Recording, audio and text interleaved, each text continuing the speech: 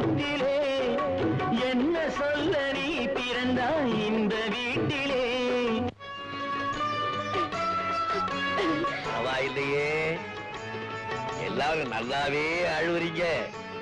லட்சுமி, எனக்கு ரொம்ப நாளா ஒரு ஆசை. நான் உண்மையிலேயே செத்து போயிட்டேன்னா நீ எப்படி அழுவுறேன்னு பாக்கணும்னு. பரவாயில்ல, நீ நல்லாவே அழுவுற. கிருஷ்ணா ஐயா, இரும்பு பெட்டி பீரவெல்லாம் இருக்கா இல்ல ஐயா போயிட்டாருன்னு உடனே ஒதுக்கிட்டியா? போங்கய்யா.